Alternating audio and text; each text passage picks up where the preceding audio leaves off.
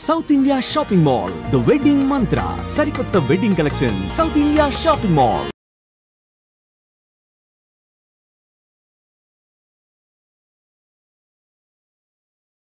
నమస్తే అండి. ఇవాళ మనం డిస్కస్ చేసుకోబోయే టాపిక్ టైప్ 2 డయాబెటీస్, దాని కాంప్లికేషన్స్. చాలామందికి ఇండియాలో, ఎందుకంటే ఇప్పుడు ఇండియా ఫస్ట్ ర్యాంక్ దేంట్లో అంటే షుగర్ వ్యాధిలో, మధుమేహంలో ఫస్ట్ ర్యాంక్. ఇంతకుముందు సెకండ్ ర్యాంక్ ఉండేది, ఇప్పుడు చైనాను కూడా పార్ చేసి మనం ఫస్ట్ ర్యాంక్ వచ్చేసాం. దీనివల్ల అంటారు మన ఫుడ్ హ్యాబిట్స్, మన లైఫ్ స్టైల్, అలాగే నిద్ర, స్ట్రెస్ మేనేజ్మెంట్, వీటన్నిటిలోనూ మనం చాలా లోయెస్ట్ ర్యాంక్లో ఉన్నాం.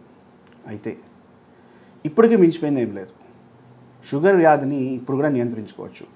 లైఫ్ స్టైల్ మోడిఫికేషన్, అసలు షుగర్ అంటేనే లైఫ్ స్టైల్ డిజార్డర్ అంటాం, especially type 2 diabetes. Type 1 diabetes చిన్నపిల్లల్లో వస్తుంది, అది వేరే విషయం. కానీ మనం మాట్లాడుకునేది type 2 diabetes.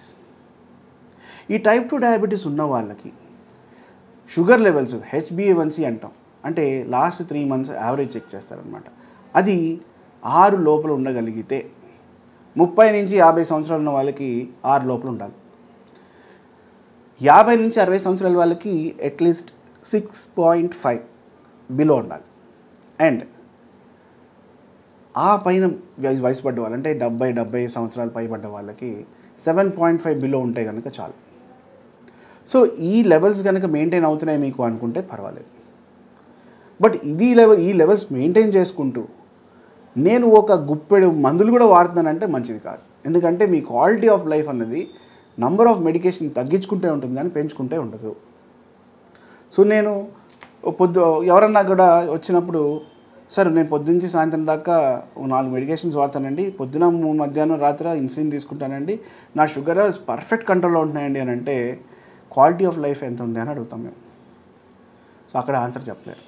So quality of life అంటే ఎన్ని టాబ్లెట్లు వాడారు, ఎంత కాస్ట్లీ మెడికేషన్స్ వాడన్నది క్వశ్చన్ కాదు. ఎంత తక్కువ మెడిసిన్స్ వాడుతున్నారు, ఎంత తక్కువ ఇబ్బంది పడుతున్నారు, ఎంత తక్కువ కాంప్లికేషన్స్కి మీరు లోన్ అవుతున్నారు అన్నది ముఖ్యం. ఎందుకంటే షుగర్ వ్యాధి వల్ల 5 కాంప్లికేషన్స్ ఉంటాయి. ABC ఆఫ్ డయాబెటీస్ అంటాం. A అంటే HbA1c, B అంటే బ్లడ్ ప్రెషర్, C అంటే కొలెస్ట్రాల్. ఈ ABC ఆఫ్ డయాబెటీస్ అన్నది సరిగ్గా నియంత్రించుకుంటే కనుక ఎలాంటి ఇష్యూస్ ఉండవు. HbA1c 6 లోపల ఉండాలి.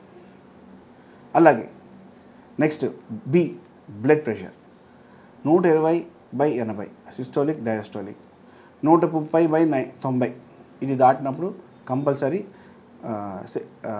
మనం మెడికేషన్స్ యూజ్ చేయడం కానీ ట్రీట్మెంట్ చేయడం కానీ స్టార్ట్ చేస్తారు. నెక్స్ట్ C అంటే కొలెస్ట్రాల్ కూడా సరిగ్గా నియంత్రించుకోవాలి. 200 లోపల మెయింటైన్ చేసుకుంటే కొలెస్ట్రాల్ మంచిది. 200 పైగా పెరుగుతోంది, 300, 400, 500 వెళ్తుంది అనుకుంటే కనుక ముందరకు వెళ్ళే కొద్దీ పెరుగుతోంది అంటే మంచిది కాదండి. కొలెస్ట్రాల్ని సరైనగా నియంత్రించుకోవాలి. అయితే స్టడీస్లో కొన్ని చూసినవి ఏంటి అంటే, కొలెస్ట్రాల్ ఎక్కువైపోవడం వల్ల మాత్రమే రావట్లేదు స్ట్రోక్స్. దాంతోపాటు మనకుండే స్ట్రెస్ లెవెల్స్, స్ట్రెస్ అనేది ట్రిగ్గర్. అందరి దగ్గర గన్లు ఉన్నాయి, కానీ ట్రిగ్గర్ మాత్రం స్ట్రెస్ అనేది దాని దగ్గర ఉన్నాయి. సో ఆ స్ట్రెస్ ఎప్పుడైతే ట్రిగ్గర్ అవుతుందో అప్పుడు ఇష్యూ ఫాలో అవుతున్నారు. మన ముఖ్య ఉద్దేశం కూడా అదే, ఆ ట్రిగ్గర్స్ నుంచి మనం కాపాడుకోవాలి, ఎలా చేసుకోవాలన్నది. అయితే అసలు షుగర్ వ్యాధికి ఉన్న 5 కాంప్లికేషన్స్ ఏంటో ఒకసారి చూద్దాం. ఫస్ట్ 1 కళ్ళు, ఐస్, డయాబెటిక్ రెటినోపతి అంటాం. సెకండ్ 1 హార్ట్, అంటే కార్డియోమయోపతి, అంటే హార్ట్కి సంబంధించిన విశేషాలు, CVD ఇష్యూస్ అంటాం, కార్డియోవాస్కులర్ డిసీజెస్ అంటాం. అలాంటివి రావటం అంటే స్ట్రోక్స్, స్టెంట్లు పట్టడం. కిడ్నీస్ డయాలసిస్లు అవటం. సరిగ్గా కనుక షుగర్ని నియంత్రించుకోకపోతే కిడ్నీస్ ఎఫెక్ట్ అయ్యి డయాలసిస్లు చేయించుకునే అవకాశాల వరకు వస్తున్నారు ఎర్లీ స్టేజెస్లోనే. కానీ అది వద్దు.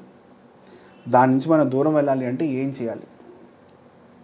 ఓకే, నెక్స్ట్ పాదాలు, డయాబెటిక్ ఫుట్ అల్సర్స్ అంటాం. ఫుట్ అల్సర్స్ కింద ఫామ్ అవటం తెలీదు, నొప్పి అది ఉండకూడదు. ఎందుకంటే మన ఇంట్లో ఎలక్ట్రిసిటీ, వాటర్ ఫ్లో ఎలా ఉంటుందో మన కాళ్ళలో బ్లడ్ ఫ్లో అండ్ సెన్సేషన్ అలా ఉంటాయి.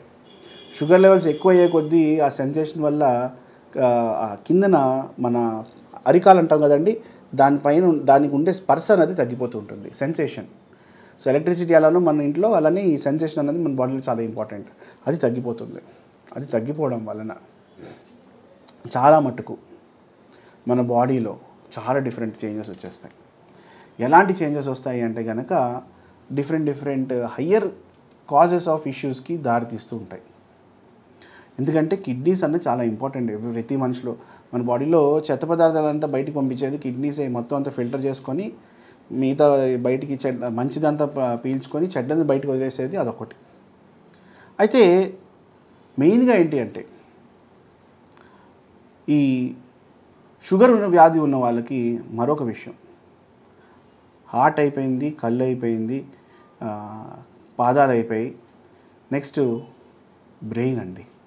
సో బీపీ కనుక కంట్రోల్లో లేకపోతే, షుగర్ కనుక కంట్రోల్లో లేకపోతే మెయిన్గా ఒంటికి ఎఫెక్ట్ అయ్యేది చాలా మందికి తెలియని పాయింట్.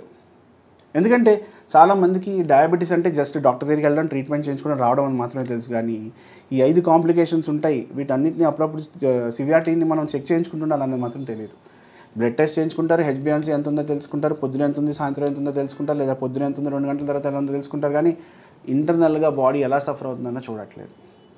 అది చాలా ఇంపార్టెంట్. ఎందుకు ఇంపార్టెంట్ అంటే ఈ డయాబెటీస్ కిడ్నీస్ని ఎలా ఎఫెక్ట్ చేస్తుంది అంటే కిడ్నీ ఫిల్టరేషన్ పాడు చేసి, అలాగే కిడ్నీ మీద ప్రెషర్ అయ్యే కొద్దీ హార్ట్ మీద పంపించి, హార్ట్ మీద ప్రెషర్ ఎక్కువ పడితే కిడ్నీ మీద పడి, అలాగే బ్రెయిన్ సెల్స్ డ్యామేజ్ చేసి స్ట్రోక్స్ని క్రియేట్ చేసే అవకాశాన్ని తీసుకొస్తుంది. అండ్ అలానే next last but not least మన బాడీలో ఈ అవయవాల్లో మెయిన్ ఫంక్షన్ మనం కిడ్నీస్ అనుకున్నాం, బ్రెయిన్ అనుకున్నాం, హార్ట్ అనుకున్నాం, అలాగే కళ్ళు అనుకున్నాం, అలాగే ఫుట్. సో ఇవన్నీ కూడా కంబైన్డ్గా వీటిలో ఎలాంటి ఇష్యూస్ రాకుండా మనం చూసుకోవాలి. నెక్స్ట్ పాదాల్లో ఫుట్ అల్సర్స్ అంటే యాంపిటేషన్స్, కాళ్ళ కిందన స్పర్శ తగ్గిపోయి కిందన ఏమైనా ఇన్ఫెక్షన్ అయినా లేకపోతే ఏదైనా గుచ్చుకున్నా తెలియకపోకుండా లోపలే ఇన్ఫెక్షన్ ఫామ్ అయిపోయి షుగర్స్ సరిగ్గా కంట్రోల్లో లేనప్పుడు మొత్తం కంప్లీట్ డ్యామేజ్ అయిపోవడం, పార్ట్ ఆ సెల్స్ మొత్తం చుట్టూరా ఉన్న సెల్స్ మొత్తం డ్యామేజ్ అయిపోవడం, టిష్యూ డ్యామేజ్ అయిపోవడం, బోన్ వరకు డ్యామేజ్ అయిపోవడం వలన ఈ ఇష్యూ అనేది తలెత్తుతుంది. అయితే దీన్ని మనం ఆపలేమా అంటే ఎస్, ఒకసారి వస్తే మనం ఆపలేము, కానీ రాకుండా ఆపచ్చు. సో ప్రతి 6 నెలలకి ఈ టెస్టులు చేయించుకోండి. ఈ కావాల్సిన 5 కాంప్లికేషన్ టెస్టులు చేయించుకోండి. ప్రతి 3 నెలలకి హెచ్బిఎన్సీ ఎలా ఉంది, ఆ ఫుడ్లో ప్రోటీన్ లాస్ ఏమైనా అవుతుందా, లేకపోతే ఆహారంలో ప్రోటీన్ లాస్ ఏమైనా అవుతుందా, ఇది తెలుసుకోవడం చాలా ఇంపార్టెంట్. అంతా బాగానే ఉంటే కనుక ప్రతి ఇష్యూ ఉండదు. కానీ protein loss, micro albumin spot urine test అంటాం. దాంట్లో ఎంత యూరిన్లో ఎంత ప్రోటీన్ పోతుందో తెలిసిపోతుంది మనకి. అది కనుక తెలిస్తే మనకి ఎలాంటి ఇష్యూస్ ఉండవు.